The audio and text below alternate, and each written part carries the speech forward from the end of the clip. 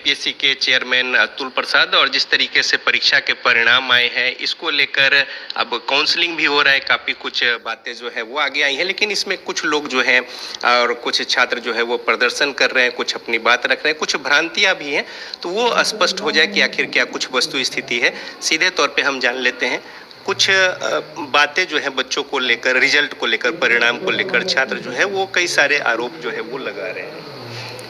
हाँ, ये तो मैं भी समझ रहा हूँ, कई लोग आरोप लगा रहे हैं। कुछ लोग बिना किसी जानकारी के लिए भी अंदाज से भी कई बातें बोल रहे हैं। सब लोगों को ये समझना होगा कि ये जो चयन की प्रक्रिया है, इसमें हम लोग जो परीक्षा फल निकाले हैं वो सशर्त है, कंडीशनल है। ये हमारे चयन की प्रक्रिया का एक पार्ट है कि हम पहले मेरिट लिस्ट के हिसाब से अपना रिजल्ट निकालें जो कंडीशनल है, और इसके बाद ये डॉक्यूमेंट वेरिफिकेशन होगा जो कि चल रहा है। लोगों की यह शिकायत जैसे सुनने में आ रही है कि बहुत से फर्जी भी इसमें सम्मिलित हो गए हैं, तो इसी को तो बाहर करने के लिए डीवी चल रहा है।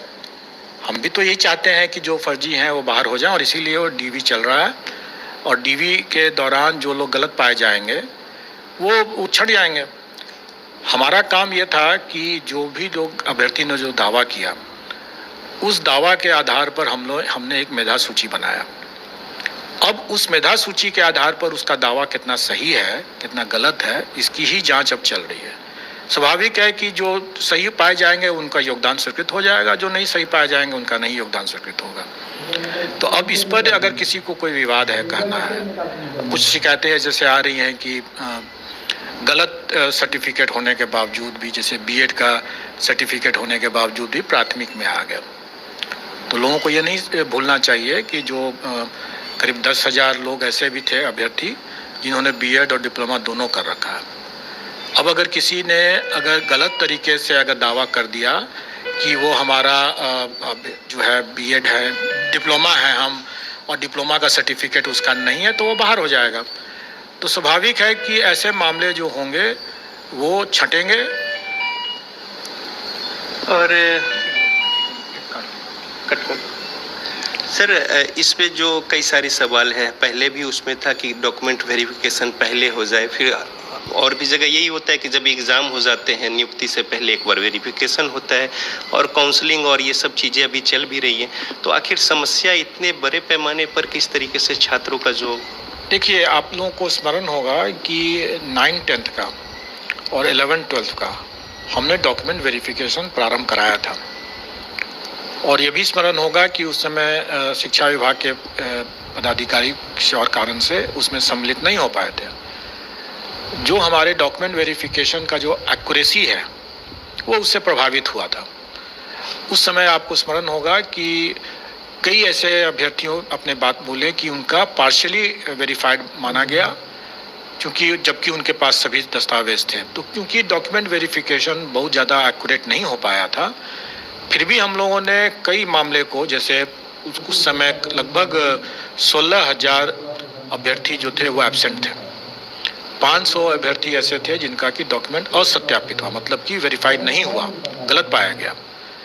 ऐसे जो भी मामले थे उनको हम लोगों ने यहाँ पर चेक किया, अपने पोर्टल से अपने आवेदन जो उन्होंने जमा किया था उसके साथ जो दस्तावेज जमा किया तो उसको चेक किया।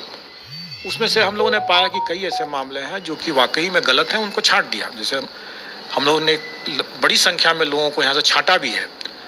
पार्शियली वेरीफाइड में भी हम लोगों ने देखा कि कुछ मामले ऐसे हैं जो कि वाकई में जेन्युइन हैं, या उनको बेनिफिट ऑफ डाउट दिया जा सकता है। ऐसी परिस्थिति में चूंकि इतने बड़े पैमाने पर हो रहा है सब कुछ, इसलिए हम लोग डायरेक्टली डॉक्यूमेंट वेरिफिकेशन नहीं कर सकते हैं। हम लोगों को कहीं ना कहीं सरकार के पदाधिकारियों और शिक्षा विभाग के पदाधिकारियों की मदद ले करके ही इसको संभव हो सकता है, जो कि हम लोग कर रहे हैं। हम लोगों ने मेरिट लिस्ट के हिसाब से जो लोग सफल हुए उनका हम लोगों ने सशर्त रिजल्ट दिया। डॉक्यूमेंट वेरिफिकेशन में जो भी गलत पाए जाएंगे वो हट जाएंगे। हम लोगों ने तो ये भी कह रखा है कि भाई जो डॉक्यूमेंट वेरिफिकेशन में अगर गलत पाए जाते हैं और अगर वो कदाचार की श्रेणी में आता है, मैं आपको उदाहरण दे सकता हूँ। जैसे अगर कोई दिव्यांग अभ्यर्थी अगर दिव्यांगता के आधार पर उसने परीक्षा दिया है और कल को अगर वो इसमें डॉक्यूमेंट वेरिफिकेशन में पाया जाता है कि वो दिव्यांग नहीं है, तो अगर वो अपने मेरिट पर भी अगर वो आ जाते हैं तब भी हम उसको कदाचार की श्रेणी में मानेंगे। क्यों? और इसका हमने अपने उल्लेख नोटिस में भी कर रखा है। ऐसा इसलिए कि दिव्यांगता के कारण से उसे परीक्षा में करीब 40 मिनट एक्स्ट्रा मिला था, प्रति घंटा 20 मिनट एक्स्ट्रा मिलता है। तो उसने तो 40 मिनट एक्स्ट्रा मिल करके तब इसने वो मेरिट हासिल किया है, तो स्वाभाविक है कि उसने गलत किया है वो, तो उसको कदाचार की श्रेणी माना जाएगा और वैसे केस में उसको न केवल इस परीक्षा से बाहर किया जाएगा बल्कि आगामी परीक्षाओं से भी वंचित किया जाएगा। इसी तरह से अगर कोई अभ्यर्थी अगर गलत दावा करके अगर अपना देते हैं और बोलते हैं कि हमने तो डिप्लोमा कर रखा है और डॉक्यूमेंट वेरिफिकेशन में अगर वो डिप्लोमा नहीं मिलते हैं तो डॉक्यूमेंट वेरिफिकेशन में बाहर किए जाते हैं और उनको गलत बयानी के लेकर हम लोग उन पर कार्रवाई भी कर सकते हैं।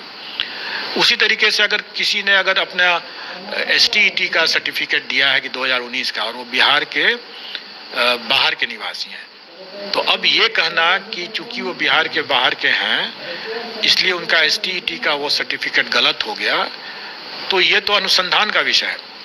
अभी मैंने कुछ लोगों से बात करते हुए हम लोगों ने पूछा उससे, अभी कुछ शिकायत लेकर आए थे तो हमने पूछा भी कि जो जिसके बारे में आप चर्चा कर रहे हैं क्या 2019 में ये लिखा हुआ था कि बिहार के स्थायी निवासी होंगे कि बिहार के निवासी होना आवश्यक था।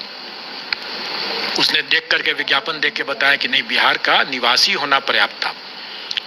तो बिहार के स्थायी निवासी और बिहार का निवासी दोनों में बहुत अंतर होता है। जो व्यक्ति 2019 के STET की परीक्षा दिया, संभव है कि वो उस समय बिहार का निवासी रहा हो और आज बिहार का निवासी नहीं है। अगर उसको बिहार के निवासी के आधार पर आज चूंकि वो नहीं है, ये मानते हुए कि उस समय भी नहीं था, अगर उसको बाहर कर दिया जाए तो ये उसके लिए नाइंसाफ़ी हो जाएगी।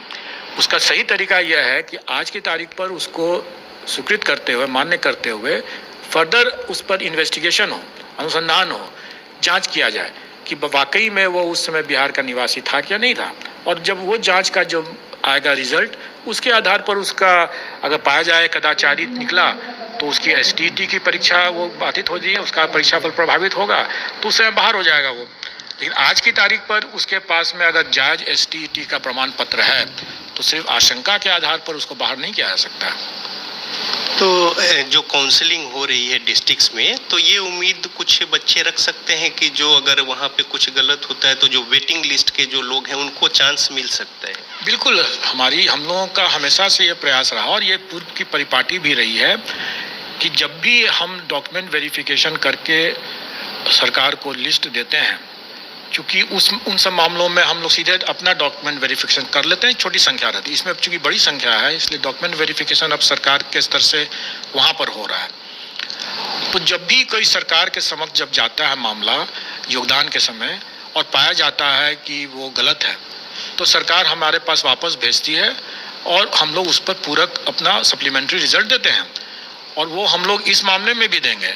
अभी हमारी शिक्षा विभाग के साथ वार्तालाप हो चुका है, उनका पत्र भी आ चुका है और हम लोग इस बारे में बहुत स्पष्ट हैं कि जो भी इसमें वैकेंसी क्रिएट होगा डॉक्यूमेंट वेरिफिकेशन के कारण से भी, जो ड्रॉप आउट्स होंगे या जो एक से अधिक जिनका परीक्षा फल मिला हुआ है उसमें भी जो कोई एक ही नौकरी करेंगे, तो जो भी वैकेंसी बचेगा वो सारी वैकेंसियों को जोड़ करके हम लोग उसका सप्लीमेंट्री रिजल्ट देंगे।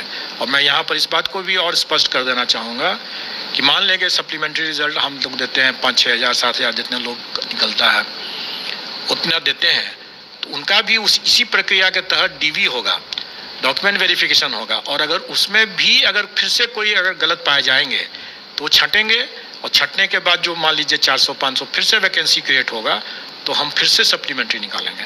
कहने का मतलब यह है कि ये प्रक्रिया सतत चलेगा जब तक कि हमें सही तरीके से डॉक्यूमेंट वेरिफिकेशन के बाद सही तरीके से सही लोग जब तक योगदान पूरा नहीं कर लेते हैं तब तक हम लोग सप्लीमेंट्री रिजल्ट निकाल करके उसको भरेंगे।